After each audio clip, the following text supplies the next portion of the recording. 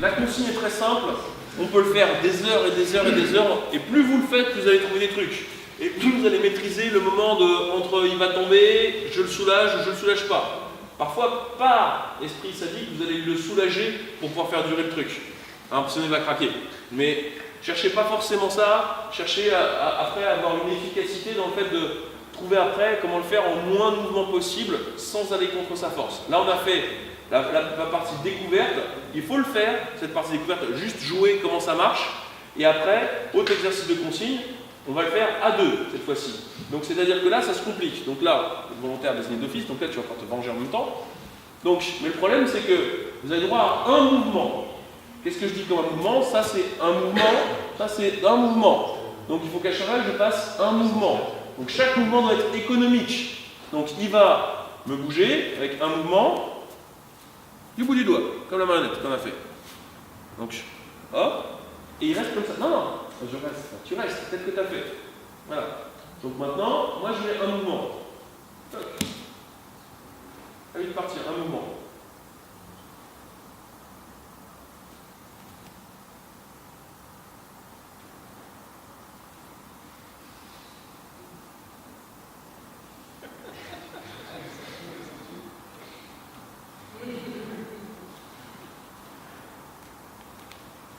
Reste assis sur son pied.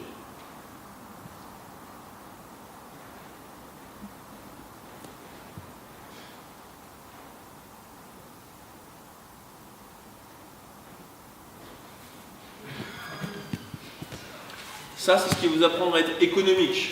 Parce que vous n'avez pas envie d'être dans une position de merde. Et si vous faites trop de choses, vous donnez des opportunités au partenaire. Donc du coup, des fois, en faisant quelque chose, vous vous mettez vous-même plus dans la difficulté. Des fois, ce que vous devez chercher à faire, c'est que votre unique mouvement vous soulage en même temps qu'il fait quelque chose au partenaire.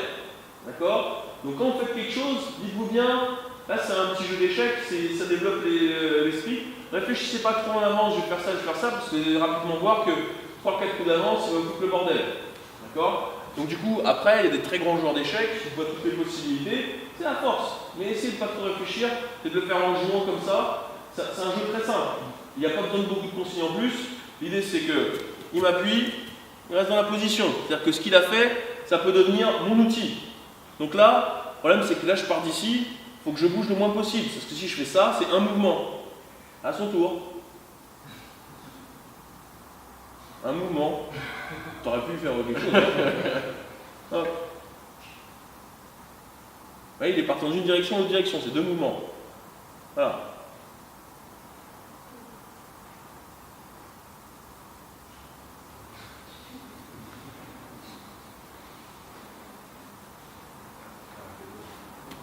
Vous voyez que là, on se récupère. C'est-à-dire qu'en le bougeant, vous voyez que des fois j'ai fait des trucs, mais ça le redresse. Donc là, t'en as fait deux. Ouais. Je triche. T'en fais deux, j'avoue. Ouais, en bougeant, je me restructure. Mais là, il est appuyé sur moi. Il faut que je parte.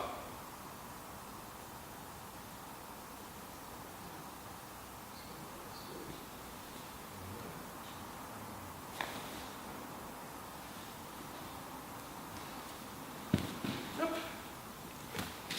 Oui, j'en faisais deux. L'idée, c'est de jouer à ça et observer quand vous allez restructurer l'autre en faisant quelque chose. D'accord? Des fois, faites-le volontairement pour voir qu'est-ce que ça fait, ça marche pas. C'est pas un jeu où vous gagnez, c'est un jeu où vous apprenez.